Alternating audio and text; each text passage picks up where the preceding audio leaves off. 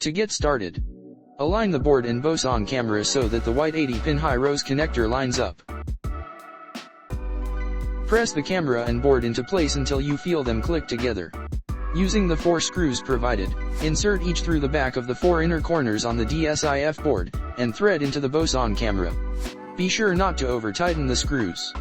Using other than the screws provided could damage the camera, DS-IF or both.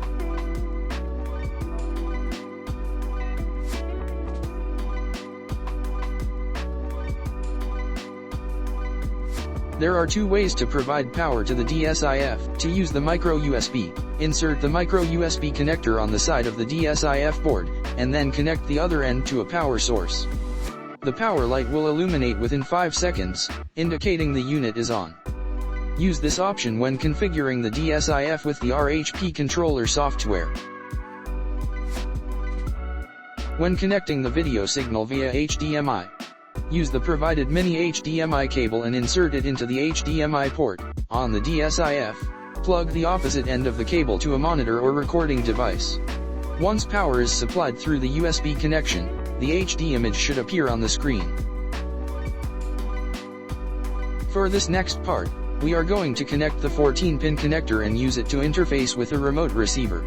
Since we are using a 16-channel S-bus device, we will only need to connect PWM1 to the wiring harness.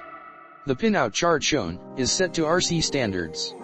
Be sure to follow the guide in the DS-IF manual for the correct pinout. PWM mode is used for up to 5 channels. S-bus mode is used for up to 16 channels. The features of the Boson are assignable using the GUI software while connected via USB. Now we will reconnect the HDMI video and USB cables. Once the connections are made on the receiver and DS-IF interface, connect power to the unit. Our receiver shows that our power is on. Once we turn on the transmitter, the status light turns green and is ready to use.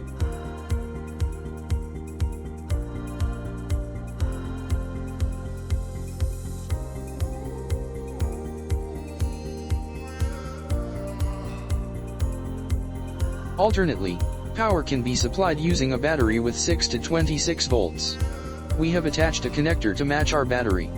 When connecting power through PWM or S-bus, it is recommended to use both positive and negative pins to ensure proper voltage is supplied to the unit. These pins are 11 through 14. Once we connect the power, the receiver shows that our power is active. As we turn on the transmitter, the status light indicates we are connected and ready to use.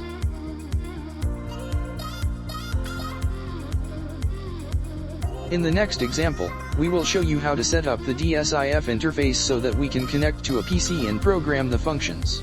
With the 14-pin harness in place, connect the USB to a PC. Once the power is connected, the PC should recognize the device and load any needed drivers. Now we can program the DS-IF and map commands to the wireless receiver. With the application open, choose File. Connect. A green bar on the bottom of the screen will indicate that the interface is successfully connected. The program will load the current settings and camera information from the interface. Once loaded, all available parameters will be enabled for adjustment, based on your configuration. Click on the RC Control tab. In this section, we will show how to program the DS-IF to use with a controller. In case a calibration of the remote and receiver is necessary, click the Calibrate RC button on the screen. Next, move all channels including joysticks, switches, knobs, or buttons on the RC controller from the starting to the maximum position. You should see the channel status change as each channel is adjusted. Once the calibration is complete, press the Stop button. There are 3 parts to the RC control interface screen. The left side of the interface is the RC channel status. If a channel is adjusted, the channel number will be highlighted in green. On the right side of the interface is the channel setup. Here you can choose a switch type and select a function. The bottom portion shows all of the available channels on the device connected. Since we are in S-bus mode, all 16 channels will be shown. When PWM mode is selected, only 5 channels will appear in the list. To get started, choose a channel from the channel table in the lower portion of the screen. In this first example, we are choosing channel 1. This is a joystick on the controller. Select a switch type. We have chosen variable 0 down. Once the switch type is selected, choose a function for that switch type. We have selected continuous digital zoom. Functions shown on the list are dependent on the switch type selected. They may not be available for every switch type. Click Save. The channel parameters will reflect the changes in the channel table and save to the RC controller. It's important to remember, changing a channel before saving will reset the settings for the previous channel. In this example, if we moved on to channel 2 before saving, channel 1 will reset to default. Our second example, we will configure a 3-position switch on channel 5. For the max setting we will set it to palette plus. The center setting we will leave at none. The minimum setting is set to palette minus.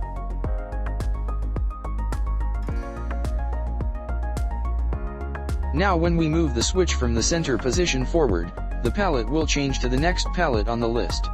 Moving the switch from the center position backward, the palette will change to the previous palette. Click Save and we will continue on to channel 6. With channel 6, we will take advantage of the picture-in-picture feature on the DS-IF. With a 3-position switch type, we will set the max function to HD picture-in-picture, visible thermal. The minimum function will be set to HD picture-in-picture, thermal visible. The center function we set to HD full visible. Moving on to channel 8. This 2-position switch will be configured to change from a full visible picture to a full thermal picture. The max function is set to HD full thermal. The minimum function is set to HD full visible. Once the switch is configured and saved, it will allow us to see a full HD picture of either camera. Channel 12 is a momentary switch on our controller. We are setting it to a 2-position switch type. Our max setting we will leave alone at none. The minimum setting is set to do FFC. After saving, we can now perform a flat field correction on command using this switch. For the last example on channel 13, we will use a variable potentiometer with a 0 center bump. The maximum function is set to digital detail enhancement plus. The center function is set to DDE default. The minimum function is set to DDE minus. After we save, the digital detail can be increased and decreased with the knob on the controller. Now that we have successfully programmed the RC-IF, click Save All Channels. Then disconnect by going to File, Disconnect.